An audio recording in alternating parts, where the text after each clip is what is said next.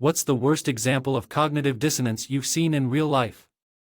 People who have generational wealth, but then claim they pulled themselves up by their bootstraps and worked their ass off to get where they are, while claiming everyone else is just lazy.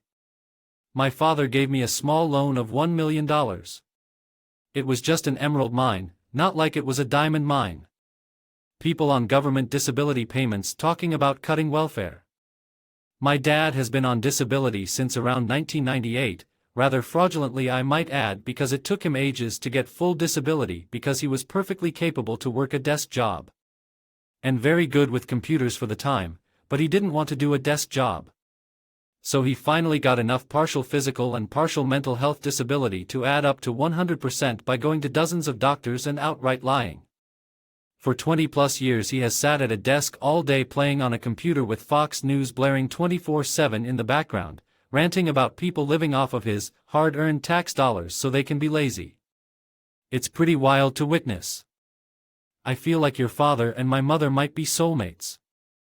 People who purport to live their lives like Jesus, and yet are hateful and judgmental, and non-accepting, which is the exact opposite of what the man was about, historically. There is no hate like Christian love.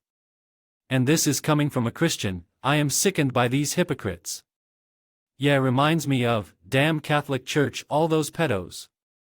A few months later, don't judge my pastor for sleeping with a 16-year-old that isn't his wife, i.e. have to forgive. Ugh, for real. Any adult who engages/tries to engage in sexual intercourse with a minor is disgusting, regardless of faith, fame, wealth, or social status. Everybody's shit stinks, and that's what pedos are. Pieces of shit. Brexit voters who live in Spain and other parts of the EU. Voting to kick out foreigners without realizing that they are the foreigners is peak cognitive dissonance. There was a newspaper recently in UK which had a story about a woman going on holiday to Spain and complaining that there were too many Spanish people. You know the best part? It's not the first time it happened. It's true though, they're everywhere. People complaining about other people's driving while committing the same errors, but it's okay because they are in a hurry. Nobody can drive straight and stay in their lane? Oh, a text, let's read it. Whenever someone cuts us off or is weaving dangerously through traffic, my husband and I like to say, oh, there goes the main character. Why is there so much traffic? It's not even a weekday. Because people like you have shit to do as well. People who tell me, it was nice to meet you. Sir, it was an absolute displeasure. That's not cognitive dissonance. It's just lying. That's not lying, it's just manners. My parents are libertarian and hate the idea of socialism.